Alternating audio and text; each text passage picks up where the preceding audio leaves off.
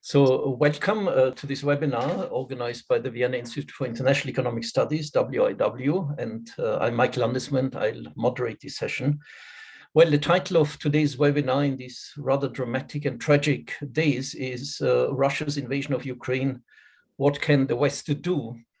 So in fact, quite differently from many other webinars, the center of attention this time is Ukraine itself. Many other webinars analyze the impact on Russia, the diplomacy around the coordination of efforts in the West, the EU, etc. But I think we want to put a central focus today on the situation in Ukraine, on prospects, on the evolving situation, and of course, very much what is in the title, what we can do more than what is being done already.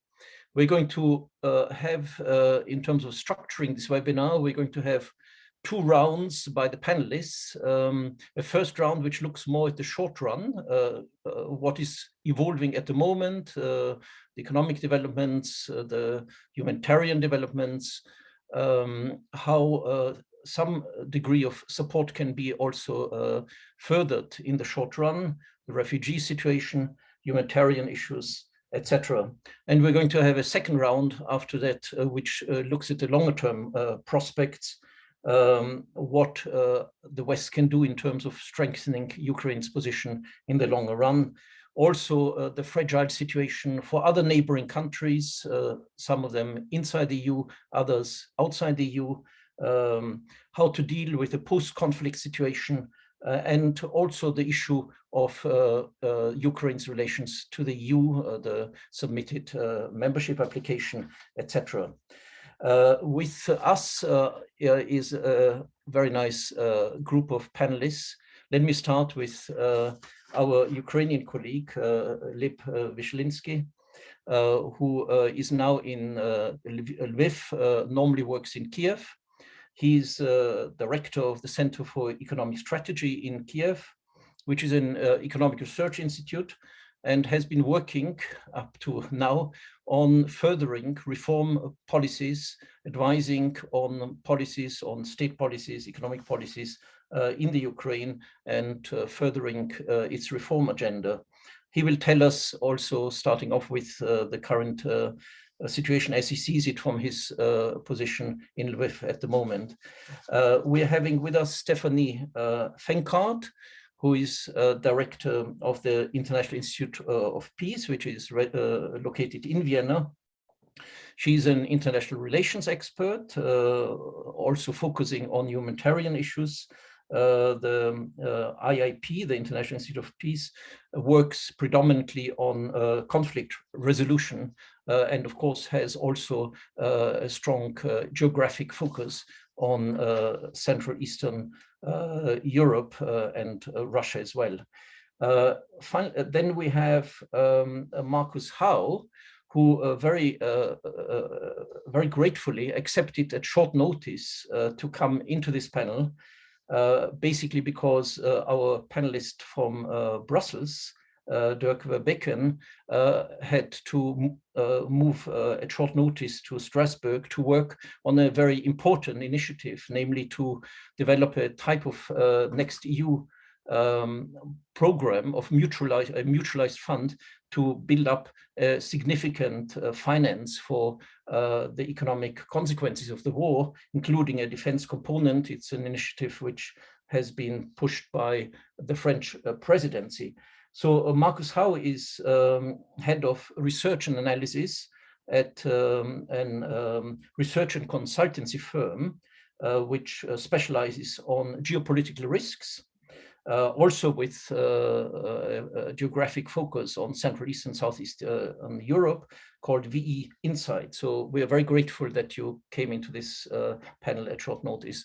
And last but not least, there's Olga Pindyuk, the WIW's country expert on the Ukraine, but also covering the Commonwealth of Independent Nations should already be put under quotation marks, CIS, at our institute.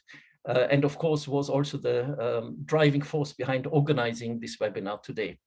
So let us start with a short introductory remarks on the current situation and how it evolves, and in which way further support measures could be given to the Ukraine. And we start with Hlib Vyshlinsky in Lviv. Yeah, hello.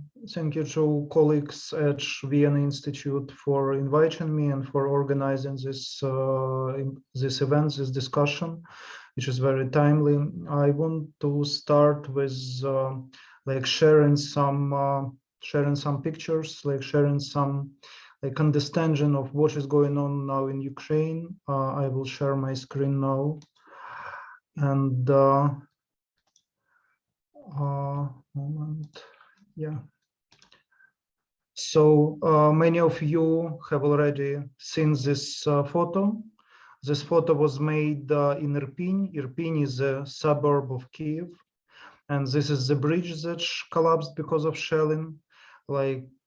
Soldiers with yellow on their hands are Ukrainian territorial defense, and they are organizing evacuation of people from Irpin, which is a suburb of something like up to 50,000 inhabitants. It was a rapidly developing suburb of Kiev. And another picture I want to show you is which is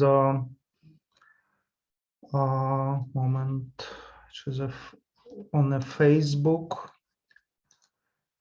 and it is the following. Moment.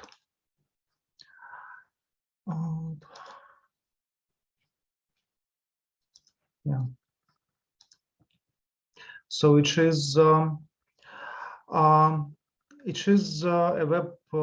Facebook post by an engineer at Kernel Company, which is one of Ukraine's largest agricultural producer, showing his wife, his son, his daughter, and their 2 dogs. All 4 were killed during the shelling of Russian army, exactly on that on this specific crossing from Irpin to Kiev. They tried to flee.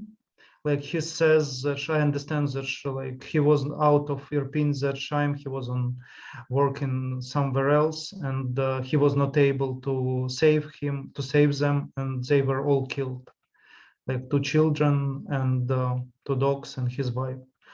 So it's really you see, the wife is sitting on some European square, like a normal family from Europe, and they just died because of no aggression from Ukrainian side, just because Russia decided to punish Ukraine for its independent behavior. So as Michael, you said, this abbreviation Commonwealth of Independent States should be abolished. It is not relevant anymore. It is a sort of post-imperial structure, something that is should be absolutely rethought now. And then going back to questions how sanctions are working, how Ukraine could be helped now. Firstly, we have to look back a bit, and in fact, we need to understand to have our own lessons learned, and Europe, West has to have its own lessons learned. In fact, its willingness to accept Putin's behavior, in fact, contributed to his decision to start this war. And Nord Stream 2 is a very good example. Until the last days, German government, Austrian government were saying that no, Nord Stream 2 is very important, it should be done, and this was a message to Putin that even if he does something wrong, then price will be very small. And I also share a screen one more time, and the final time, and this is showing another picture, which was prepared by my colleagues from from Anti-Corruption Action Center, you see how many ex-chancellors of Austria, for example, and other officials were working or cooperating with Russia, with different Russian businesses, but like Austrian banks participation in different Russian managed laundromats. So like assets in Salzburg, Firtash hiding in Austria. So it is not just because like I am speaking to Vienna Institute, like on the event organized by Vienna Institute, but it is just one example relevant to your audience. Like everybody was exception behavior. And it should be rethought and it should not be repeated, because otherwise whole Europe will be under the threat. People in Poland, like, you know, that like more than 1 million of Ukrainians are currently in Poland as refugees. Like people in Poland are in fact preparing for them to be next, so that the Poland will be next. Like maybe people of Baltic states decide that they will be first, but like Poland is also expected to be next. So like going to the current situation, like when we speak about official sanctions, I think that they are significant but not enough. Like the most crucial, in my opinion, are sanctions against the Central Bank of Russia that prevented them of using their reserves in any trading with G7 central banks and other parties, including reserves held in US dollars and euros. And also like additional sanctions on the trade of gold reserves are also discussed now. So they are really crucial. They resulted in depreciation of ruble against the dollar, very significant, 100% in fact. And however, like other financial sanctions were important, but not like closing Russian financial sector in full from the West. The whole Russian banking system has not been switched from SWIFT. Like we clearly understand like why it has not been done, because European countries dependent on gas imports from Russia want to have a legitimate way to pay for the natural gas. However, it is certainly like not even half measure, it is less than half measure. There is no ban on oil and gas imports, while we understand that like maybe even today there will be a ban on oil imports by United States. And for sure, like we believe that the sanctions on oil should be absolutely done. Like on gas, it is like certainly more complicated, but for oil, it should be done in any way by G7 countries. And not even sanctions on all oligarchs are in place. Like some oligarchs are sanctioned, some are not sanctioned. So there are still pretty a lot of loopholes. However, like what worked better than expected was the sort of cancel in Russia, like this cancel culture that was rather controversial before this Russian aggression. In fact, worked in favor of Ukrainian democracies in the world. So this massive exodus of international companies from Russia really is important, because it is like this, like killing in 100 in 1,000 cuts. And while many companies are still not ready to full closure of their Russian operations, I understand, especially if they have physical assets on the ground, but it is already working, and more pressure should be done on businesses to stop dealing with Russia. And in fact, like pictures I shown on this webinar at the very beginning are the reason like why it should be done, because it is not like as Russian propaganda is telling, special targeted high precise operation when only like Ukrainian fighter jets and maybe some small amount of servicemen are killed. It is currently humanitarian, like huge humanitarian toll. The latest story that was in the news today was the story of 6-year-old girl that died of dehydration in Mariupol because she was under debris of the building, and in the last hours of her life she was alone, like her mother died as well. And Mariupol is a city of over 400,000 people that is under constant shelling of the Russian army. So like when we speak about any sanctions, like, and for any future relations between Ukraine and Ukrainian people and the West, Ukrainians see on, in fact, in online mode how the world is reacting, how countries are reacting, and they understand that like if it is not enough support, then they feel betrayed, and it is something that especially if it is not the discussion of like supporting no-fly zone over Ukraine versus entering the Third World War with nuclear strikes between major countries. But if it is the case of, okay, paying slightly more for oil and gas versus like losing lives of Ukrainian children, you understand that it is completely unacceptable. And finally, like the final part of my initial speech, how to help Ukraine right now. Firstly, Ukraine should be helped to win the war. It is not a time to think about like supporting some future guerrilla war, some insurgents, etc.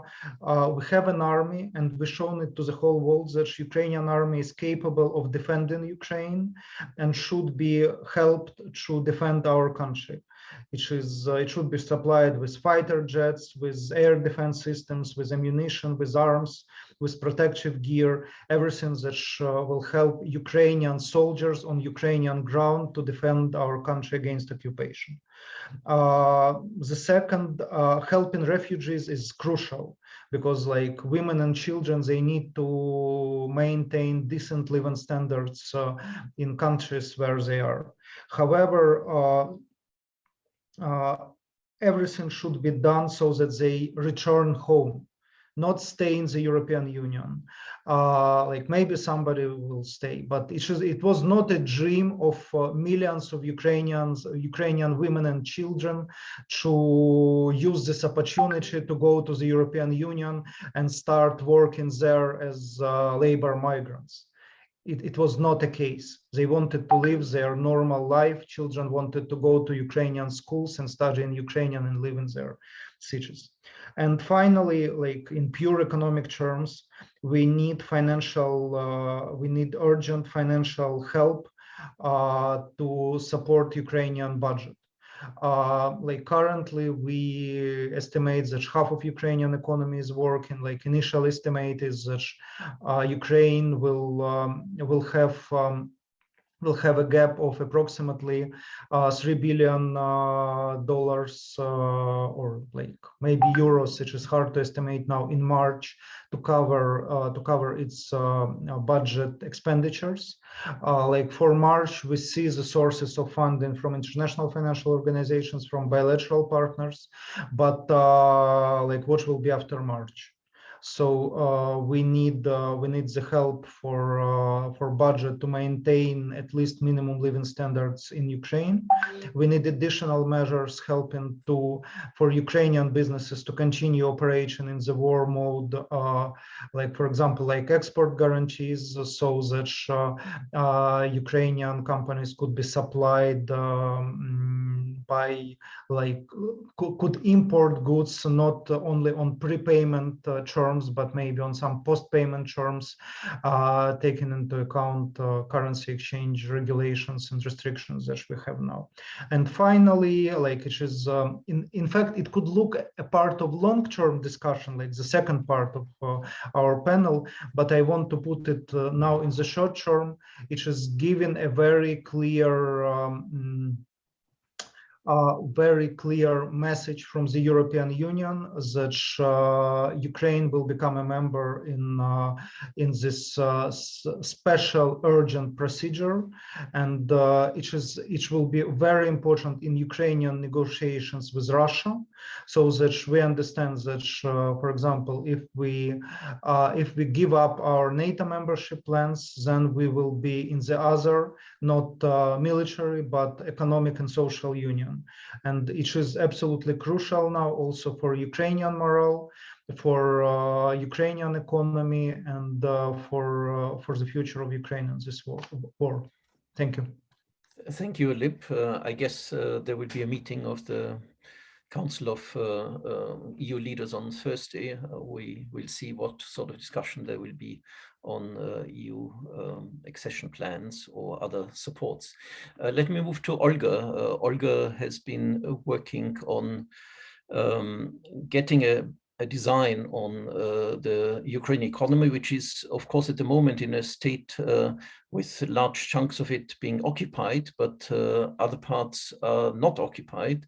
And one wonders actually how it is functioning, how supply lines continuing, what infrastructure still exists, what part of the country is functioning as an economy and can support its population. Olga, your turn. Yeah, thank you, Michael. I just wanted to say first thing that actually just 5 minutes ago, the US announced full ban on energy imports from Russia. So I think probably it's a signal for the EU, and some steps will be taken also in that direction. I need to share my screen. Okay. Oh. Sorry. Yeah, I always like to have some visual guidance. Basically, in the nutshell, it's evident that the Ukrainian economy is suffering big losses and going to suffer even bigger losses. What is quite astonishing for me is that government is so far very efficient in preserving macrofinancial stability. And the second point, I would also like to mention that the war is having significant effects not only on the Ukrainian economy, Russian, of course, but we're not touching that, but also on the global economy. And I think I will basically agree with Hlib that Western sanctions have been too little too late along the road. And probably to some extent, this was a contributing factor to the situation we are having now. So I just would like to show a table where the key regions which are now under heavy attack are shown, and the characteristics in terms of population, contribution to GDP, industrial production, goods exports, services exports, agricultural production, and FDI stock. One very important disclaimer straight away is that the Kyiv city, it's shown there, it accounts like for really big share of GDP or exports. This is not exactly true, because many companies use Kyiv, the capital city, as a place of registration for all sorts of tax purposes, so representative purposes, and so on. So de facto, the effect is somewhat smaller, but nonetheless, it is very significant. Around 19 million people, according to the state statistics service of Ukraine, live in all the regions which are currently under attack. Probably the number is overestimated, as Ukraine hasn't had any census since 2 decades or more, and but still it can be like 1 or 2 million less, but the scale of the humanitarian crisis is unprecedented. And if in the worst case scenario, there will be even more destruction there, the refugees flow, which we are seeing now, they can still grow a lot. Then, yeah, you can see that in the very last row, I showed how much of this regions account for without including the capital city.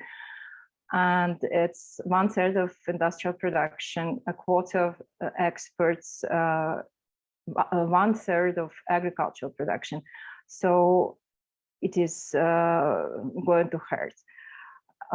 What is not included here is Odessa, which is currently not being aggressively shelled, but the access to the seaports in Odessa are de facto blocked, and through the sea, around 50% of Ukraine's exports is to be transported through the sea. These are primarily agricultural and agricultural commodities and metals. So this all has stopped.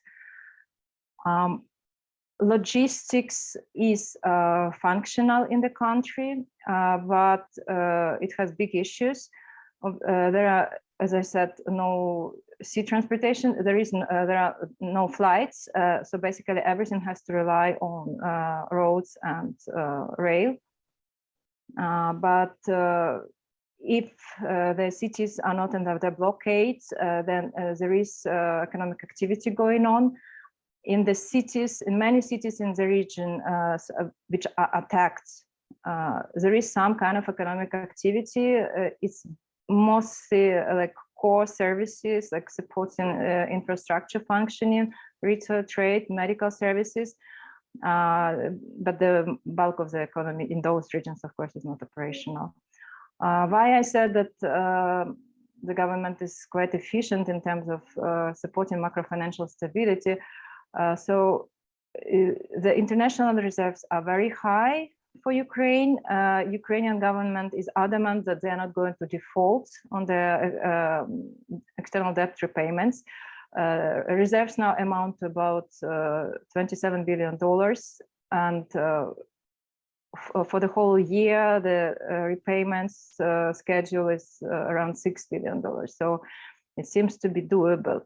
The Ukrainian government introduced monthly payment to all those who lost work, which is equivalent about $200 US. But of course, this is going to be conditional on how the budget is supported from outside, by the financial assistance. And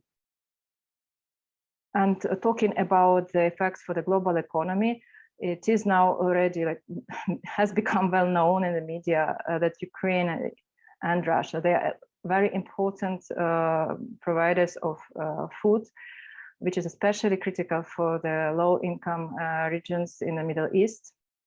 But also China has been increasing its reliance on Ukrainian corn and wheat. EU is a major importer. And there we are going to see prices increase, food shortages potentially, especially if the war lasts and there is no opportunity in Ukraine to plant a new harvest. Here I just wanted to show you an example of how the losses could look like. This was 2014, Crimea annexation and Russian actions, military actions in Donbass. Ukrainian economy was going into steep recession next year, around 16% of GDP losses. It was able to recover quite fast, but the recovery was never too steep. And yeah, now we are talking about losses which will be much more than what happened in 2014, of course. And talking about sanctions, yeah, so basically I'm of the opinion that the EU should have been diversifying away from Russian energy imports since many years, because it was obvious already at the beginning of 2000s what kind of geopolitical player Russia is. It's not the first war Russia is participating or starting even, but economic business interests prevailed, and unfortunately that was perceived by Kremlin as a sign of weakness. as carte blanche on doing basically whatever they want in the region which they consider the sphere of their influence. And here I want to show you how much Russia daily gets for its natural gas. This is borrowed from Bruegel. So the costs, their payments are quite significant, and they are getting higher with higher gas prices. From what I understood from reading, it's not technically possible to really substitute Russian gas in the short run. But it definitely should become now a priority, and some phasing out strategies should be developed, put on the table, and first steps implemented so that this looks credible, and then it might have strong effect on Russia. That's all on my part. A short introduction. Okay, stop sharing. Thank you, Olga. Stephanie, you will cover the more humanitarian side and the refugee situation. Yes, first of all, let me thank you for the invitation, and I will pick up a little bit also what Hlib was saying. So first of all, we're all devastated of what happened there, and I also appreciate that you showed also how many, especially Austrian politicians, former chancellors, actively have been working there, considering also their political part. And it was a big discussion here, maybe a little bit to that. What can I say? When we talk about the refugee situation, I need to say it's a huge discussion, and it's really, we see a huge shift in European Union policy. The European Union has never been as united if we look at what is going on right now when it comes to Ukrainian refugees. And what is even more important, that the European Union for the first time, it is actually a historic decision, considered to invoke the so-called Temporary Protection Directive. This was actually introduced already during the Balkan Wars and the Yugoslav Wars, but it was triggered now for the first time. And what does it bring the Ukrainian refugees for now? They can move freely across the European Union. It gives them instant rights to live and work within the bloc. It also offers them access to social services, benefits like housing and medical care. The measure actually also means the Ukrainians will be given temporary residency status without having to go through complex asylum procedures. This might sound a little bit technical, but from the experience we were having in 2015-16, it has a huge impact on the people themselves, because this allows them to work if they want. The procedures are not so long, and it's very important also when it comes, for example, to family members. You also mentioned, Hlib, we speak about 1.5 million refugees already, and it's now on day 12 of the war. So, I mean, we don't really know what is upcoming still. And we see already that there are limitations in being able to provide sufficient support. It is very, very difficult for the individual persons. I very much appreciate also that you showed some faces, because giving a number like 1.5 million, it's a number, but if you see faces, it's actual human beings, it's with personal relations, and it's very important to individualize them as well. What we also need to see is that most of them, especially these days, are women and children and elderly, and we also know why, because males are not allowed to leave the country. And today is also the International Women's Day, and I think it is very important that we look at always the most vulnerable people fleeing from wars and experiencing wars are women, children, elderly people. So I think it is very important. Not, of course, to forgive, not to think about the fact when it comes to the insecurity of future, leaving family behind. So, I mean, this is just a devastating humanitarian situation. As I was talking before on this temporary protection directive, so why was it invoked right now? It should have been invoked already in 2015-16 when the European Union was talking about this biggest refugee crisis Europe was facing after the Second World War. It was actually the Baltic states and the Visegrad states who didn't want this to be implemented, because the European Union would have needed to also provide distribution mechanism or financial compensation. They didn't want that because, of course, at that time most of the refugees didn't flee to these countries, because, and as it is now the case, people actually, they flee to where they already have connections. I mean, we know that around 2 million Ukrainians normally are working in Ukraine, circular migration, they have relatives, 2 million Ukrainians are working in Poland, so they already have people there, and this is something which is quite human, I would say, and I think it is a very important fact. Nevertheless, the European Union now did invoke this, and I think, and I want to be a little bit optimistic, hoping that this is also a precedent case when it comes to the future situation of how to deal with all refugees, no matter what nationality, no matter what color their skin is or not. We are hearing, and I think this is also not really very encouraging, we already hear about pushbacks on the border, also from Poland, when it comes more to Black people who do not have a permanent Ukrainian citizenship and who are not really permanently stayed there. So this is something the European Union needs to address also in the future, and it is of high time, I would say. The European Union, and I'm never tired to stress this as much as I can, is based on the values we are always promoting. I have the feeling we talk so much about values, calling it a buzzword, but it's actually not. It's codified, it's in Article 2 of the Treaty of the European Union, and it states that the Union is founded on the values to respect for human rights, freedom, democracy, equality, rule of law, and respect for human rights, including the rights of minorities.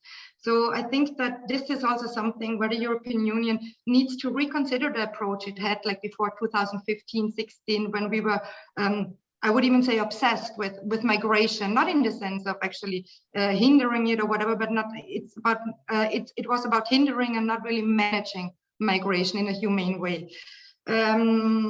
What else? I mean, I think yesterday the foreign minister of Moldova, and I mean, it's very close, it's bordering Ukraine, it's close to Odessa. We know the situation in Transnistria. They're already overburdened. I mean, there are so many refugees already there, which is like 4,000, I read, per 100,000 people, residents. That's a huge number. Moldova will not be able to keep this doing if it's not supported, and by financial means, but also by institutions and other situations what we can create in support of how they can deal it. Of course, many people also in Moldova are also fleeing, then they're not only staying there, and we don't really know where people will go. But as I said earlier, it's quite early yet, and there is still, we don't really know what is coming more. One issue which is not really talked about that much is the issue also of IDPs. There are internally displaced persons, and I know of many people fleeing Ukraine to Lviv, not only actually right now, I mean, they already were coming from 2014 afterwards, after the war in the Donbas, annexation of Crimea.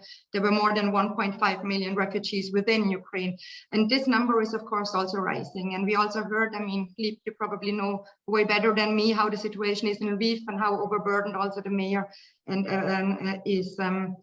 One more thing maybe is humanitarian aid. What can be done? I mean, we see in all the European countries, I mean, there are people asking other people what is actually needed, what is needed, medical equipment, it's blankets, it's like a lot of basic things which are needed. And of course, we did not yet talk about how we actually can bring it there. I mean, it's tried, and then people try to help a lot, and then they try to bring food and all the other things, and then they tell you, what we need right now is medical care, we need blankets, we need tents, and it's very important also to bring the help which is needed, but focused on what is actually needed.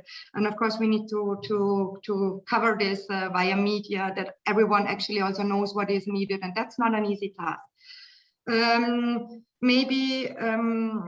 Lastly, I would also like to pick up, Hlib, what you said, that Europe should not prepare for people of them to being here long term. They want to return home.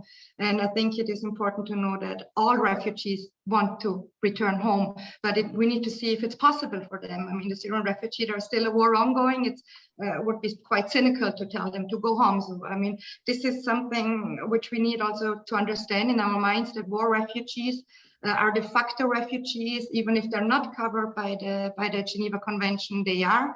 And I think it is the right way what the European Union has been doing right now.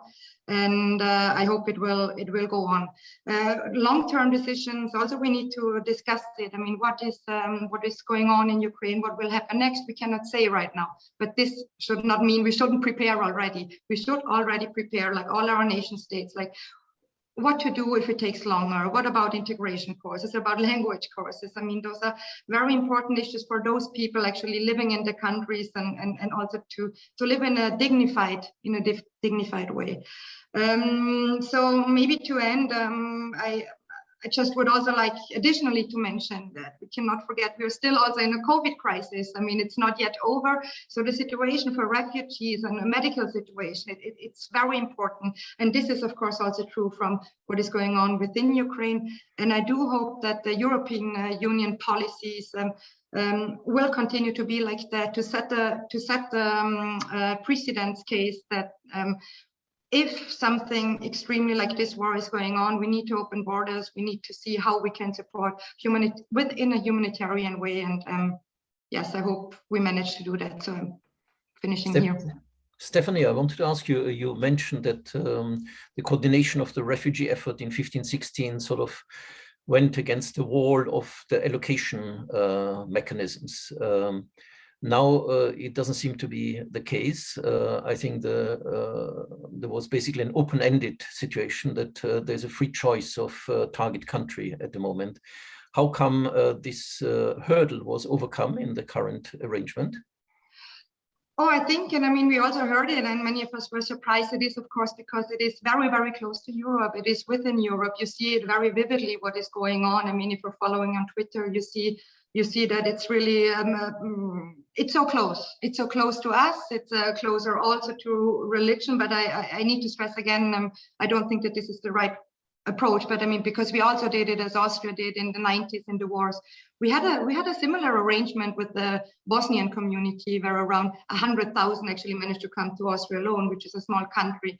So I think it has to do with political will. And this is very important to stress. And if political will is there, we can manage it. And we all remember when Merkel said in 2015-16, I mean, she said this in German, wir schaffen das, meaning together we can handle it. And in the end, we probably could also, and we did. But so it is always possible. But of course, we need the political will, and we need also to have a good coordination between people who are working there. We need to be aware of the dangers. I mean, I think I did not really mention this, but it's very, very dangerous also fleeing a country. We also heard already reports on the borders that human traffickers are there, for example. So for young women not to enter cars with people they don't know who are not registered. I mean, there's a lot of practical dangerous issues there as well. So I would say if political will is there, we can manage. We saw what we were able to do also when it came to financial aid during the COVID-19 pandemic. So if there is political will, I think we can manage. So thank you very much. Markus, let me come to you. Probably you can talk a little bit about the issue of coordination and diplomacy around further initiatives of support. I think we might also, since we are moving on in time, move to some of the long-run issues. I think you might pick up the issue of EU membership application and what the answer from the EU side could be, should be, and how to mobilize actually support in this respect. Markus. Okay, thank you. Well, I mean, to start, I would say that if war is politics by other means, it's imperative for both Ukraine, Russia, and the international rules-based order that this war of irredentist aggression become an unsustainable means of politics. And the EU, having a central role as an economic superpower, can contribute a lot in this regard. So at the moment, the strategy of the EU in the short term absolutely has to be starving the Russian economy, and in particular the military, of the funds that can sustain the invasion. And this will provide a lot of leverage. And now is the time, because the Russian military in total of its brigade tactical group, 75% of them are already committed to Ukraine. So this very much indicates that the Russian defense and security apparatus is stretched quite thin.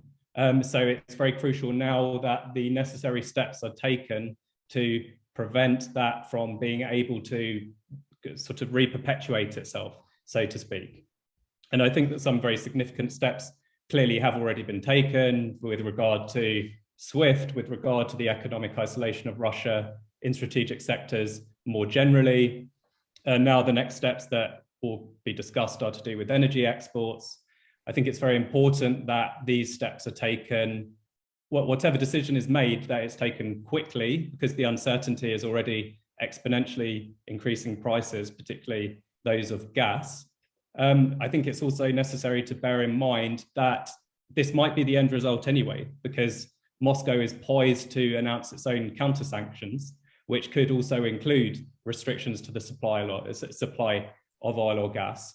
So in a sense, this painful decoupling from the Russian energy sector is quite likely that it will occur anyway. And in the meantime, that will provide an opportunity to starve the Russian economy and military of funds that it won't be able to compensate for quickly. Of course, the EU needs to take the necessary steps to protect consumers, to, as you mentioned, Michael, at the beginning with regard to my predecessor here, who I'm replacing in this talk. They're discussing a next generation EU fund that can be extended to protect consumers. So the impact has to be cushioned as much as possible. Further steps that could be taken include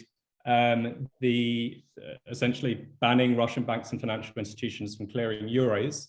This has already been a decision that the US have taken, US and UK have taken with regard to dollar and sterling. In the case of euros, it's not an easy decision to implement because the EU does not have centralized control of the clearing of euros. You know, London is the largest market for the clearing of euros. So such action would have to be coordinated with the UK. And of course, it would be difficult to achieve consensus among the various EU member states, given the impact that it would have on energy payments in particular.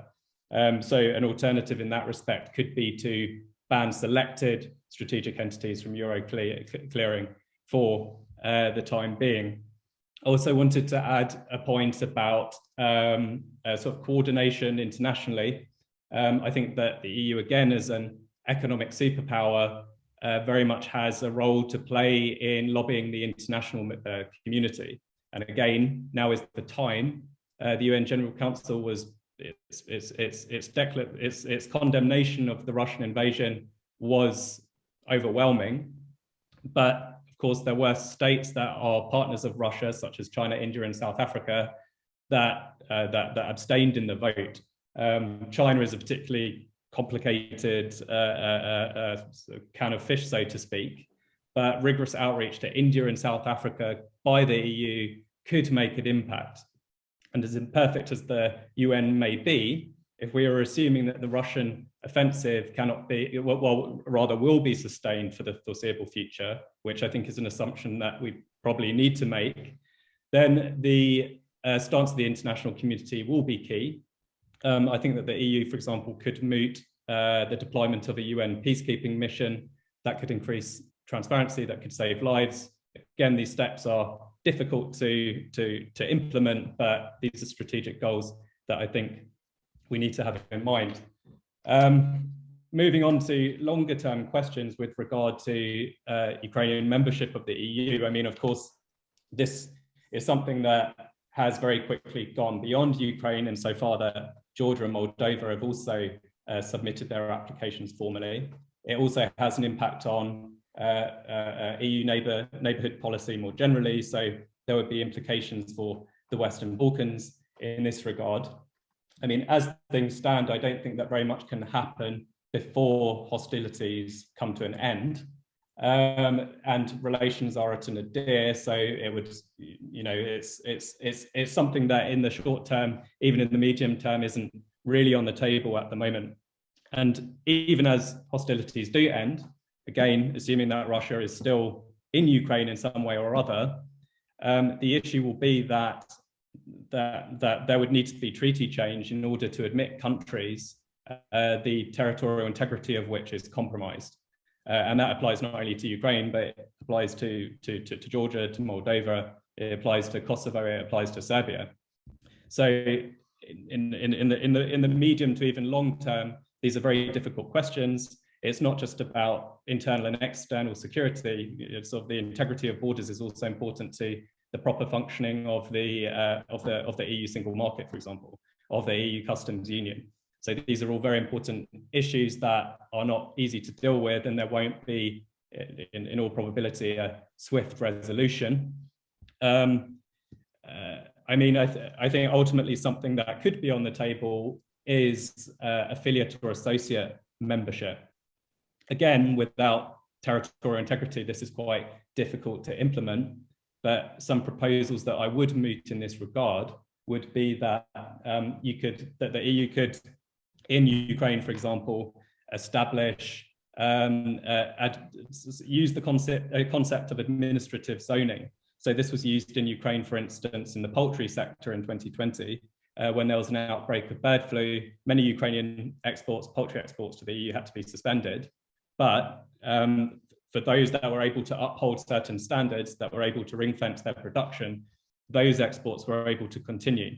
And this could be extended to trade, that in certain trade sectors, those could be governed by EU standards. The EU could even go as far as to set up its own free trade zones, which are essentially operate according to EU law.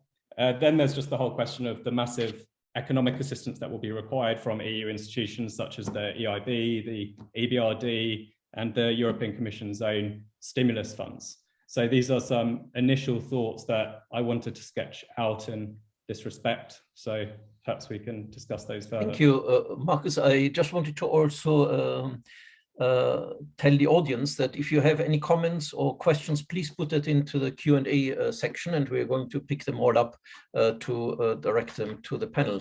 Hlib, I wanted you to react to one or the other issues you might have heard or you would like to add to. Okay, I fully agree all points put by Stephanie regarding refugees and regarding IDPs. In fact, issue with IDP is like for the second part, also for our discussion for the longer term prospects, because like today I got a message from the person from Lviv City Council, and they have the problem of men who brought their families like to Poland or Slovakia and decided to stay in Western Ukraine because of security reasons. But now they have the issue like what to do with this man. And like while like formally like you need to register that you are in the other region and go like for military, like to military offices, in fact like military is not interested in having so many unqualified men who are not able to fight because they are not professional, like they had they do not have proper military training. They prefer, at least on this stage, to recruit men with like with military training.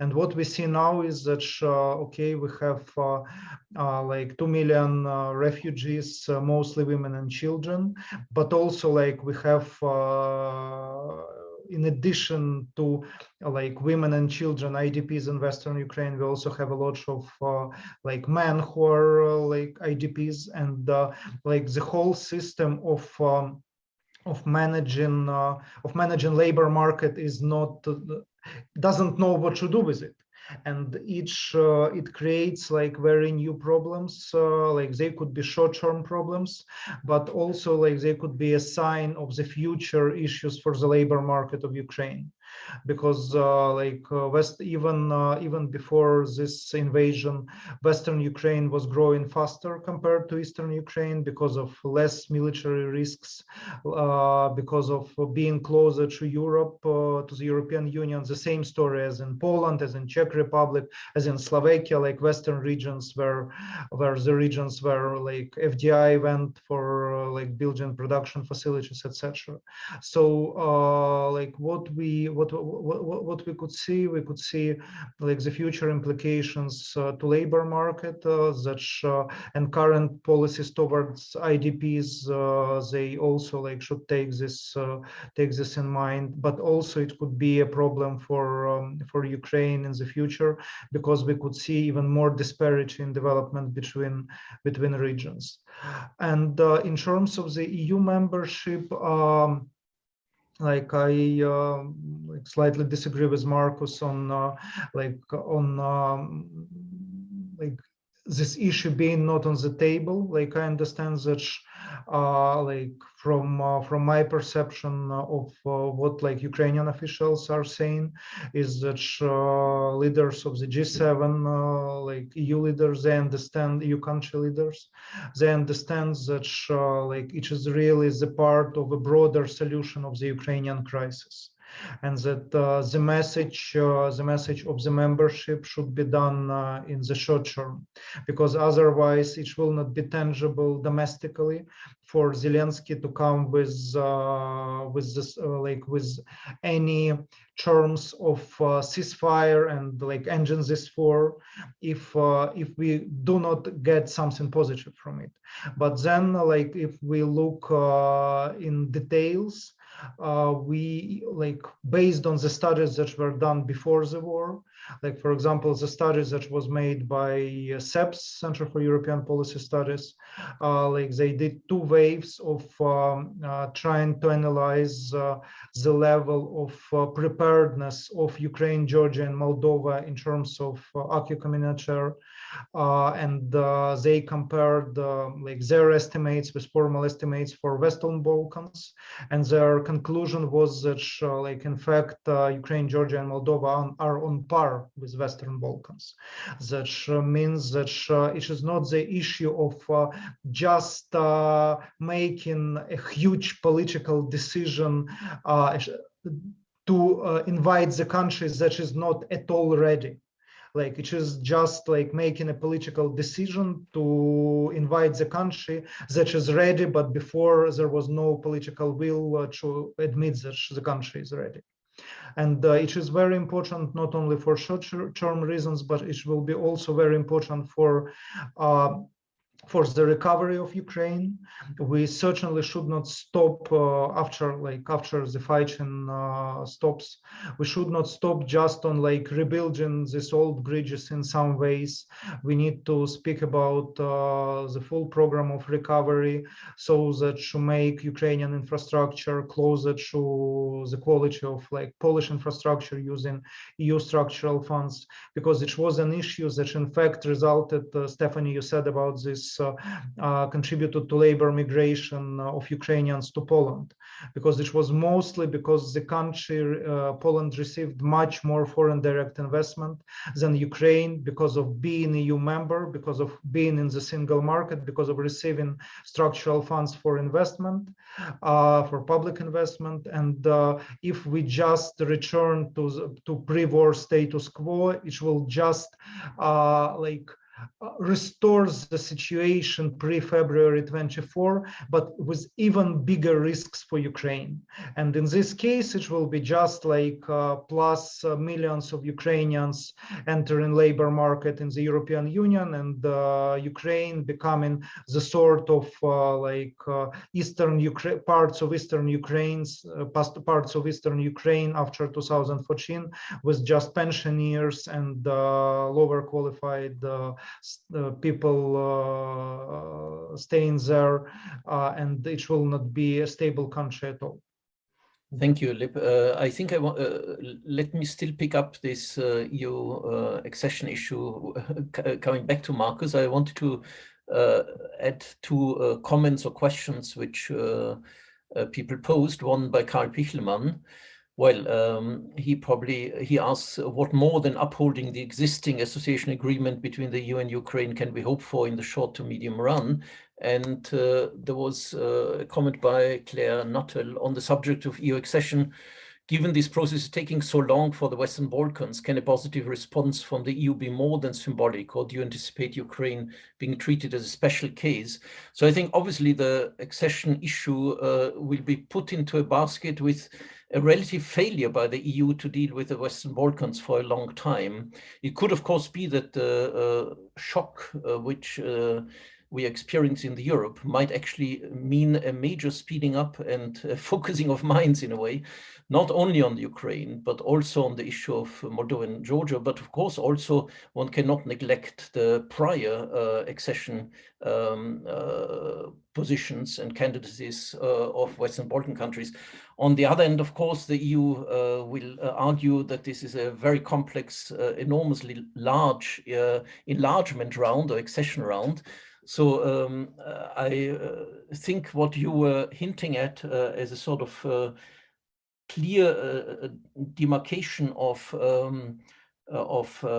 steps in an accession process. You talked about an affiliate and associate membership, which could be granted at a shorter horizon, is very much potentially on the cards. And I think, as Hlib mentioned, could be a very important issue as a gesture of strengthening morale and, of course, economic prospects in Ukraine and also in Moldova and Georgia at the moment. Marcus, you want to respond to these issues?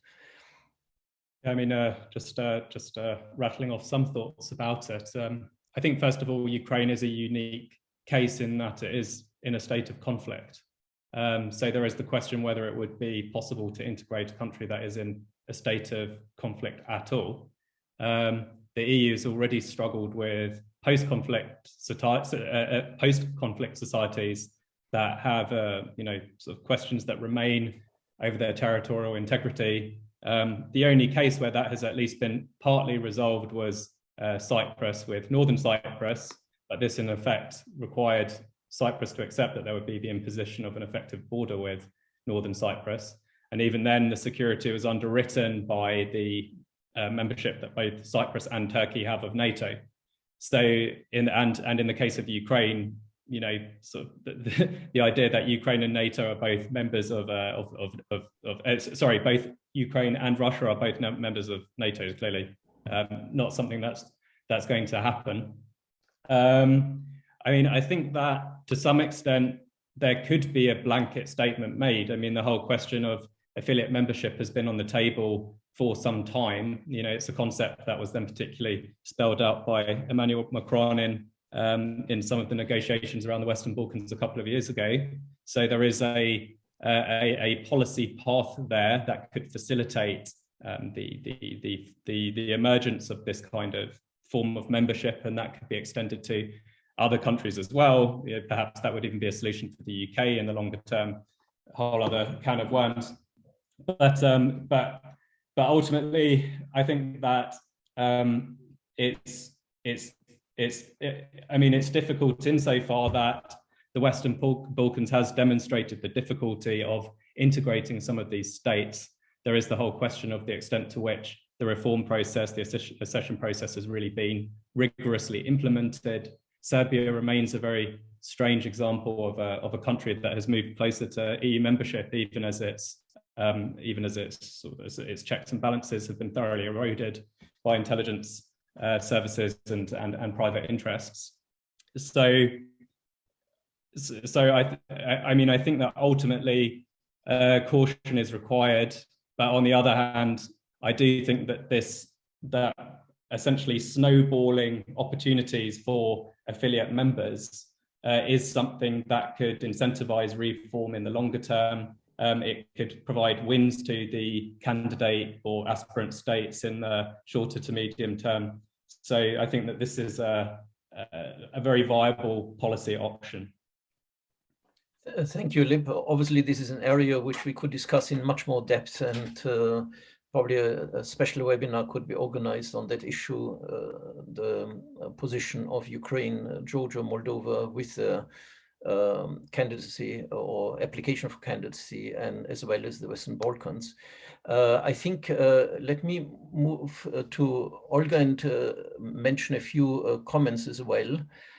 Well, one comment was made, shouldn't the sanctions be extended also to Belarus? I think they are in many ways already extended to Belarus.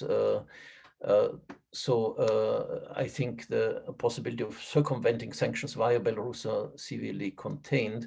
And there was another comment by Jan Fiedermutz: if Europe ceases to import Russian oil and gas, either because of sanctions or because of Russian counter-sanctions, what other options will Russia have to export it? In other words, will this hurt Europe or Russia more? Well, that's the energy issue.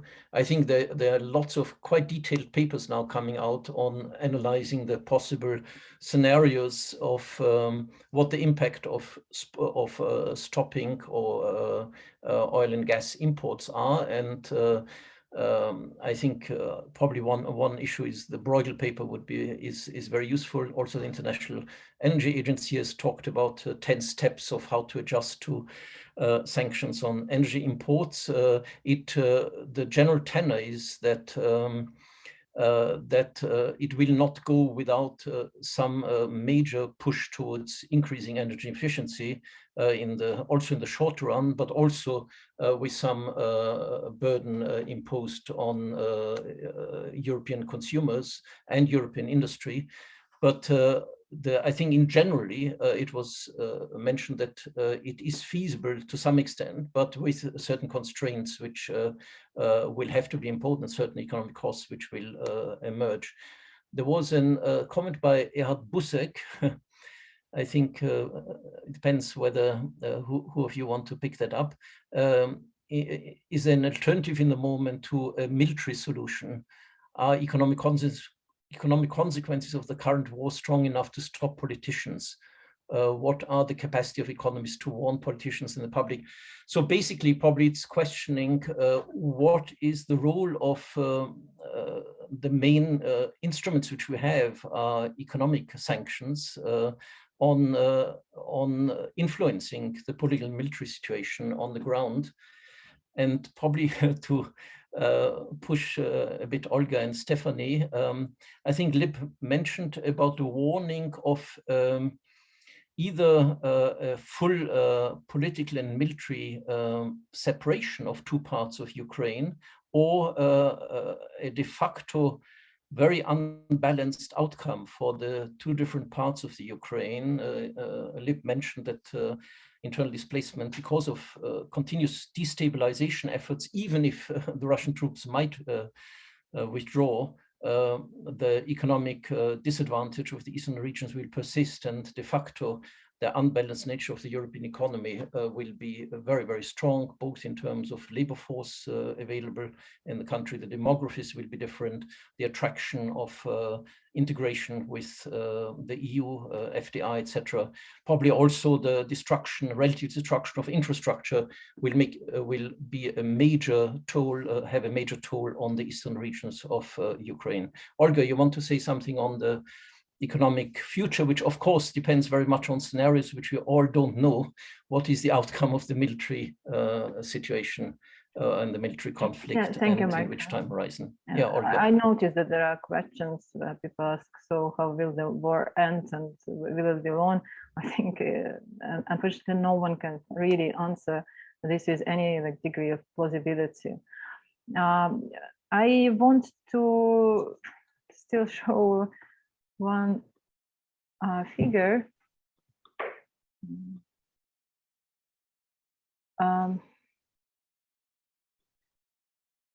This is a figure which shows what were our estimates in a study we did 2 years ago of cost of reconstruction of Donbass, which is now, compared to what is going on in Ukraine, it seems like to be a tiny regional conflict with damage which is really not comparable to the current one being inflicted on a big part of Ukrainian territory.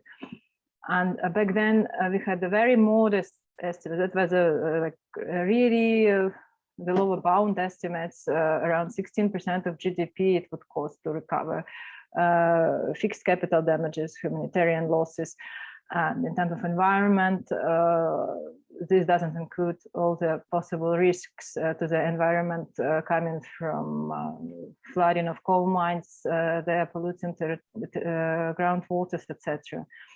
So the point I'm trying to make that whatever the outcome is, we can already see that the scale of damage is enormous. And I think it means that Ukraine would have to receive a lot of financial assistance.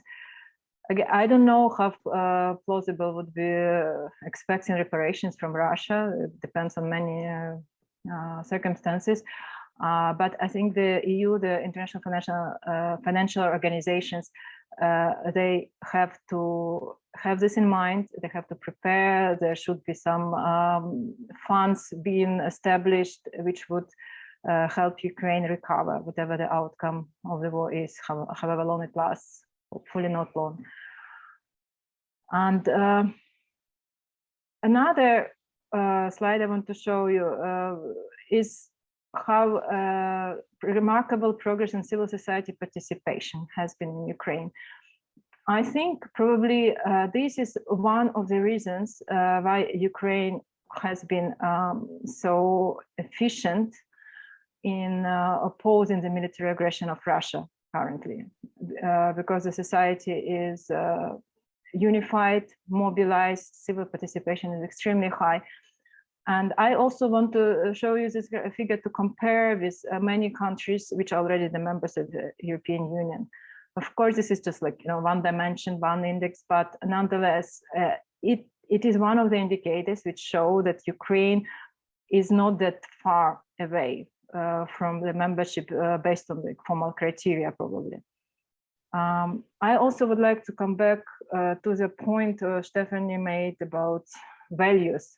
I think we don't, as you rightly pointed out, Stephanie, we do not hear this often enough. And in this respect, the unity which we see in the EU can be the blessing in disguise of all this tragic situation. Ukrainian economy is a part of it is going to be destroyed, but again, it can be a blessing in disguise if it is being rebuilt using modern technologies, investment into efficient technologies. So it happened already after the Donbas conflict that the economy went through significant restructuring, and the heavy metallurgy sector, which was primarily concentrated in the Donbas region and was lost, it was in a way good for the economy because it was very inefficient sector and was taking a lot of resources, was a source of rent for oligarchs. Now Ukrainian IT sector has developed much more and so on. So I just would like to be a bit optimistic here that probably there is something to win in this situation in the end for everyone. Unity of the EU, Western Balkans can benefit perhaps of faster accession in light of the security risks which became obvious for the EU when countries do not have this accession promise. And just one more comment, a smaller one about refugees. What I think would help them in the short run, even if they will come back relatively soon, but I think what helps them to integrate faster into job markets, to support themselves as long as they're here, is faster recognition, nostrification of their diplomas, qualifications, etc. Because this is a major issue now. And I think, now when we are facing this scale of the issue, probably it can also be a positive outcome that these procedures will be simplified. I guess it's more or less all on what I wanted to say. Thank you. So, Stephanie, probably the issue of refugee, it looks as if the EU has learned something, a much more positive, coordinated, less conflictual attitude towards dealing with the refugee situation. But the question is, how long will it last? I also wanted to ask you, I think the overall situation, realistically, it will be a protracted conflict situation in Ukraine. That means the demographic shock to the Ukraine population will be quite dramatic, yeah? And as we discussed before, regionally quite differentiated within the Ukraine. So in that sense, the role of the diaspora, the role of potential return, circular migration back home and remittance flows and keeping the contact to one's country will be very, very important. Probably you can expand a bit more on this role, which both the EU in terms of designing its refugee integration, but also circular mobility flow policies might play in also maintaining contact with the home country and also to support reconstruction of the country. Thank you very much. Maybe also one point on European Union integration, because I do agree actually with Markus and with Hlib.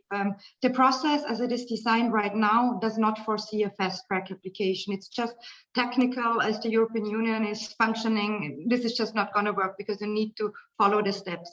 This does not mean, however, the process could be changed. And I think this is something what the European Union should have been discussed already when the Western Balkans were mentioned so often. And we work a lot on the Western Balkans towards European Union integration. And I think it is very important also what the European Union, even while showing signals of solidarity, not to raise hope which they are not able to fulfill. We see that a lot in the Western Balkans when promises are made and then domestic issues are refraining specific countries. I mean, there's a consensus principle on opening accession talks, and we're not even talking about actually accession. It's only opening the talks, and even their domestic reasons would actually push specific states. I mean, it was with North Macedonia and Albania, it was especially the Netherlands and France, which now like made a turnaround, actually could lead to these decisions. And I think that's very important.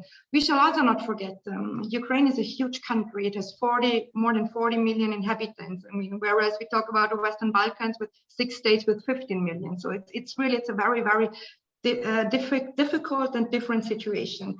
It doesn't mean though that the process cannot be changed, and I think this is something what the European Union should discuss. I mean, how to adapt their enlargement strategy and how to actually get out of this nimbus of this as it is called enlargement fatigue. So I mean, I think that is probably what I would like to add to this one.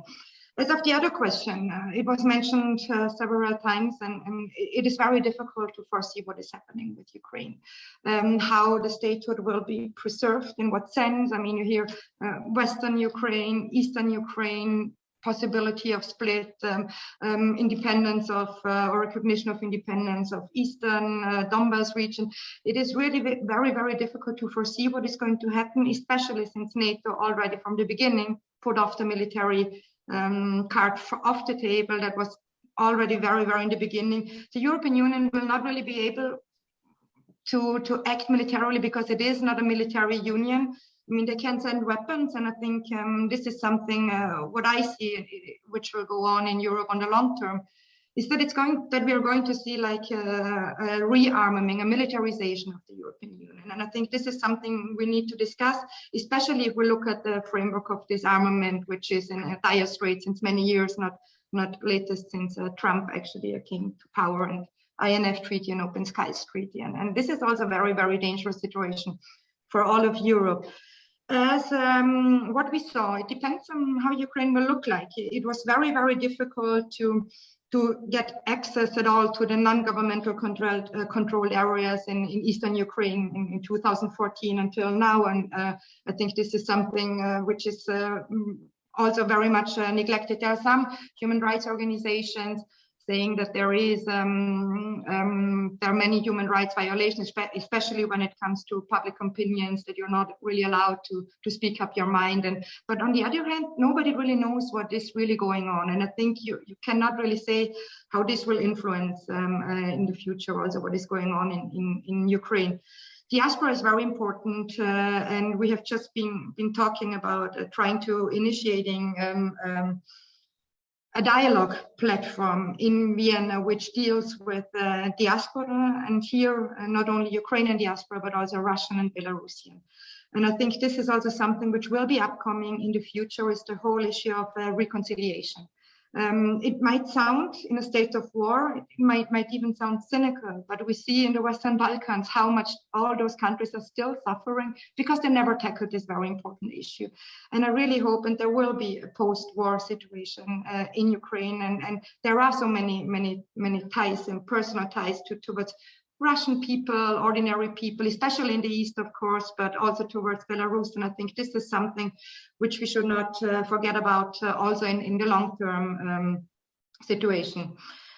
What we see, maybe one more sentence, is, of course, what I think is very, very problematic and has been also in the last years for all of Europe is, and I'm sorry that because we want to talk about Ukraine, but it is not possible without talking about Russia, is what relationship we are going to have with Russia. Who are we? It was always very divided within the European Union. You can understand the fears of the Baltics and Poland, who very, very much feel a threat from Russia, considering the population they are having belonging to this Ruski Mir. And it's very, very different, for example, if you go to Spain. And I mean, this is unfortunately the European Union. They do not really know a lot what is going on in Eastern Europe because they have their southern border. I mean, Italy and Spain, they have like the Northern African countries, the Maghreb situation. And I think this is also something which we just need to have in mind. And nothing new, but what is now totally destroyed, and with that I leave it, is for the international organizations like OSCE and Council of Europe. I mean, there's only 4 where all of the countries would actually be represented. We hear that there is a lack of trust since many years, but I would say with what happened now, I mean, there is nothing left of trust. And without any level of trust, it is impossible to get into any agreement. And I think this is something what we need to consider in our analysis, considering that so many of us thought that something like this, a big invasion, would not be possible. It would not happen because we tend to analyze from a rational point of view. And what we see right now from our analysis is not rational. Stephanie, thank you. I think I'll give the last word to Hlib again. I think probably the useful thing is, as far as I've seen many webinars explore the detailed analysis of sanctions and so on, but I think in this discussion, quite a few much more concrete avenues were explored, basically. And as the fog of war becomes more penetrable, as different scenarios emerge, I think we can continue to think on in much more detail. In fact, Olga talked about macro-financial assistance. We can talk about logistic infrastructure support, refugee diaspora relations, the ongoing diplomacy in much more concrete terms within the European Union, dealing with accession aspirations, etc. I think what this webinar shows to me is that I think the discussion can move much beyond of what we see generally now discussed, where it is rather limited to a view of the current war machinery and the war situation, and basically discussing more or less Putin's mind and the potential for an overthrow in Russia or instability of Russia. I think it seems to me that we have to pursue much more pragmatic avenues in which direction developments take place within the Ukraine and its relations to the EU. Hlib, you want to make some final comments? Yeah, thank you. Firstly, I want to react on what I believe you, Michael, and also Stephanie mentioned. Like, I strongly reject any reason for split of Ukraine. Like there could be different economic trajectories of development of different regions of Ukraine, but what we see from the situation on the ground is that like there is no different in reaction to Putin's invasion in Ukraine. You could even look on the formal figures, Stephanie, you could support it because you also looked on it, on geographical distribution of refugees from Ukraine. The share of those going into Russia is something like 5%, while like the strongest hostilities are in fact closer to Russian border. It is much easier to go to Russia from Kharkiv than go through all Ukraine to Poland. So even pro-Russian politicians, formerly pro-Russian politicians, are currently like changing their rhetorics and except of change of military situation that could result in such outcome. Like there is no prerequisites in Ukraine for any split of the country based on the national moods that we see now. And also, like, I want to emphasize what Olga was talking about in terms of civil society and civil organization. Like what we see now is that agility of Ukrainian society and very high levels of trust.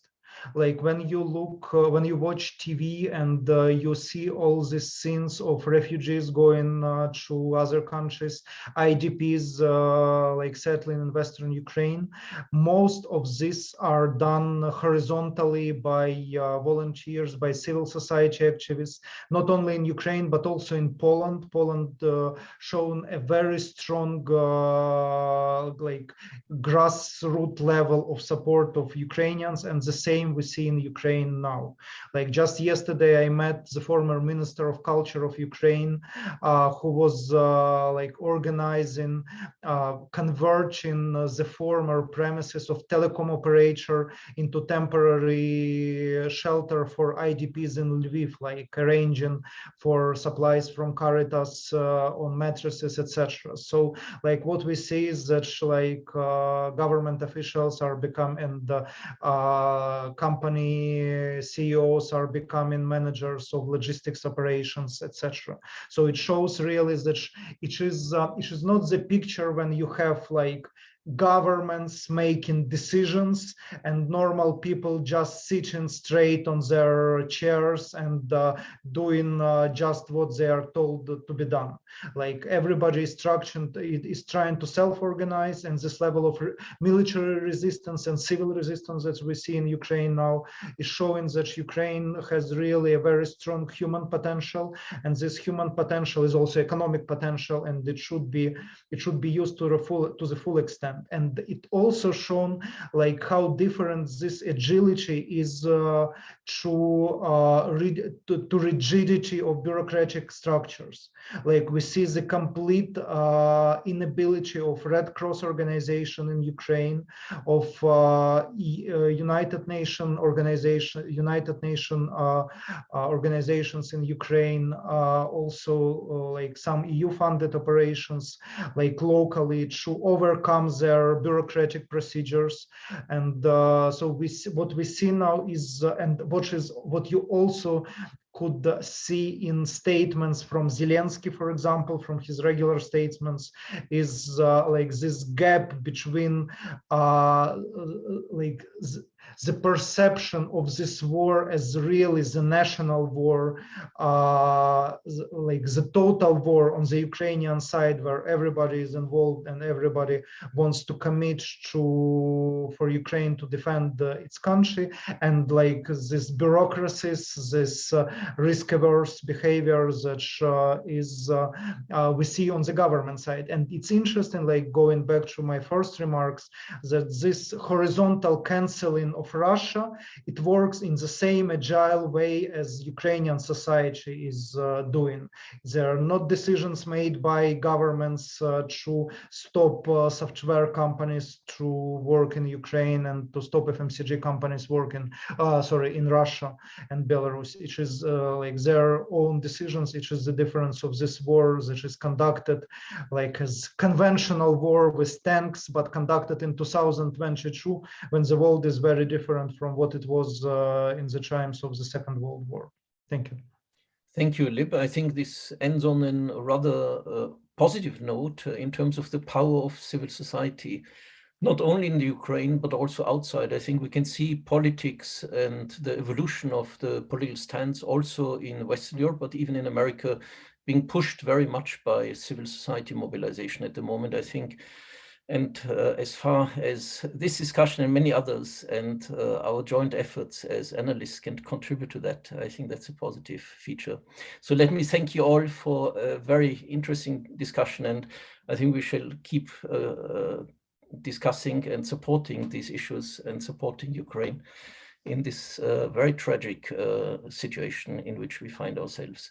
Thanks also for the questions and comments by the audience, and I think that we will also have the whole issue recorded, the webinar recorded, and it will feature on YouTube in about a day or two. So thanks very much all you panelists, and very, very best wishes to Hlib and family, friends, colleagues, and your country. All the best. Bye-bye. Thank you very much.